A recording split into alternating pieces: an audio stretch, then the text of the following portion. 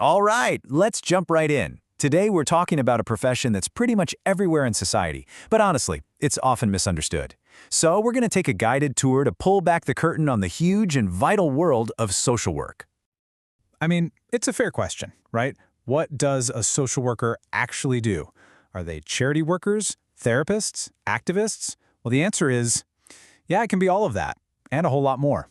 In this explainer, we are going to unpack that big question, so let's get to it. Here's our plan.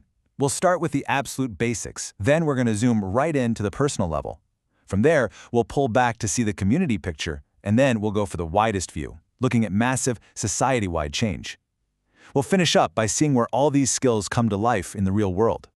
Okay, first things first, we have to lay the foundation. Because to really get what social workers do, we've got to be on the same page about what social work even is. So at its core, this is it.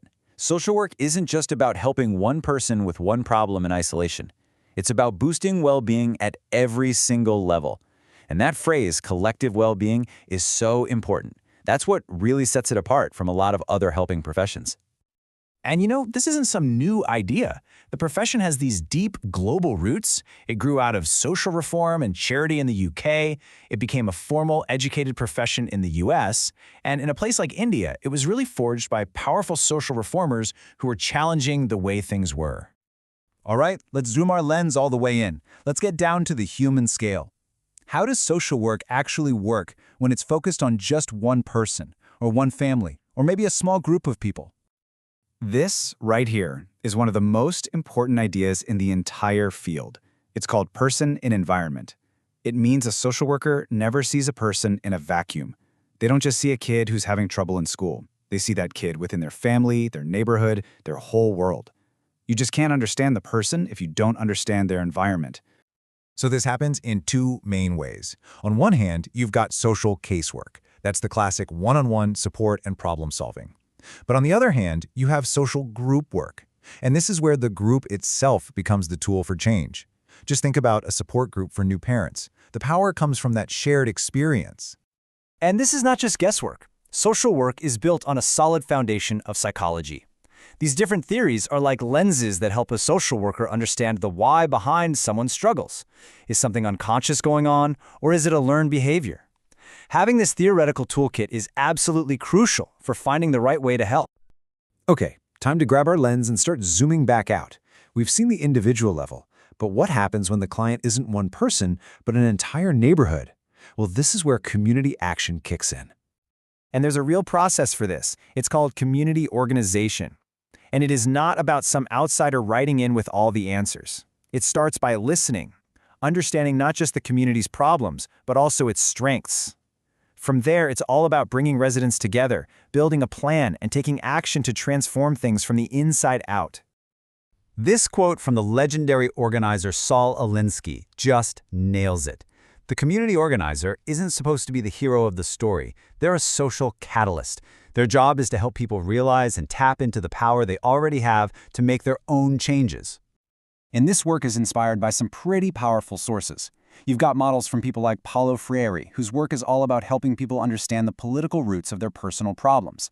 And of course, there are the strategies from world-changing social movements, led by giants like Gandhi and Martin Luther King Jr. It's about applying those huge ideas right at the local level. All right, now for the final zoom, all the way out to the widest possible lens. Because sometimes the issue isn't with a person or even a community. Sometimes the system itself is the problem.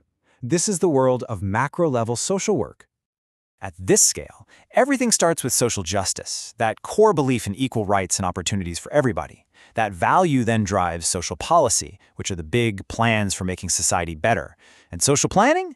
That's how you turn those big plans into real action. And to see this in action, just look at India. Social workers have been directly involved in shaping the nation's path, from the massive historic 5-year plans that built the country to the modern policy work of Niti Aayog today. That's social work on a truly national scale. And the tools here are the instruments of democracy itself. We're talking about using the Constitution as a guide, fighting for change through legal advocacy, working with official bodies like a National Human Rights Commission, and empowering regular citizens to push for change. It's really about using the system to change the system. So, we've gone from the most personal, one-on-one interactions all the way up to the entire system. Now, let's do a quick fire round to see where you actually find social workers putting all these skills to use in the real world. You'll find them in healthcare, absolutely. In a hospital, which can be a very technical and intimidating place, they are that crucial human connection. They help families navigate a scary diagnosis, find resources, and cope with all the stress. And you might be surprised to hear this, but they're in the corporate world too. You can find a social worker in an HR department, working on employee well-being, mediating conflicts, or making sure the company is sticking to fair labor practices. Of course, a huge part of the work is advocating for people who might not have a strong voice. That could mean a child protection worker, someone helping an older person get the care they need, or a case manager making sure a person with a disability has the support to live independently. And the field is always changing. You'll find social workers in the justice system helping with rehabilitation. They're on the ground after disasters, providing trauma support. And now, they're even in the growing field of environmental justice, fighting for communities hit hardest by pollution. So when you put it all together, you see what makes social work so incredibly unique. It's this amazing ability to shift scales, from an intimate one-on-one talk all the way to shaping national policy. But always with that same goal in mind, enhancing human well-being. Which leaves us with one final thought. As you look at the world today with all of its complex challenges, where do you think this unique combination of skills, of empathy, of analysis, and of action is needed most right now? Thanks for watching.